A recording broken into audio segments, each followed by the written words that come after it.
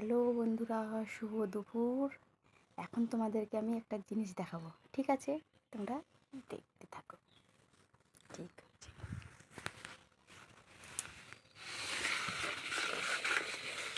এই যে বন্ধুরা দেখো, এগুলো হলো সব গাছ পাকা আম রয়েছে। এই যে তোমরা এগুলো আমকে কি বলো? এগুলো আম কি আম আছে দেখে কমেন্টে বলবে, ঠিক আছে?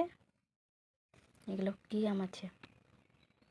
এই আমের নামটা তো আমি জানি, কিন্তু আমি বলবো না, তোমরা বলবে এই আমটা কী আছে। এগুলো সবগুলো আম আমাদের এখানে, মানে আমি এখন মালদায় এসেছি, আজকে এলাম, একটু কাজে এসেছি মালদাতে। এটা আমার বাবার বাড়ি, তাই এসেছি। এই যে এগুলো আম এখন আমাদের জন্যই বাবা বাগান থেকে নিয়ে আসলো,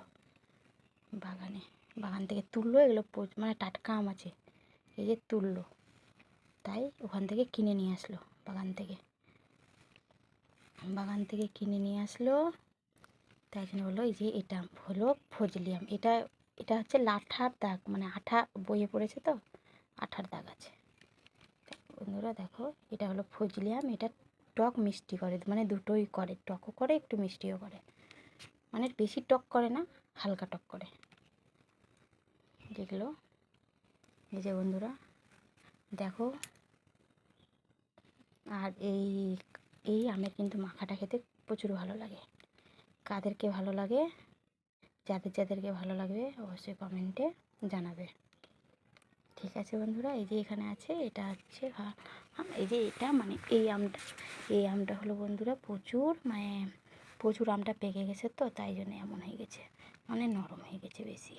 এটা দাগ আছে বন্ধুরা, এটা পচা না, এটা দাগ আছে।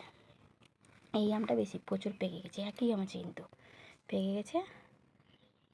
তাই এই যে আমি তোমাদেরকে দেখালাম,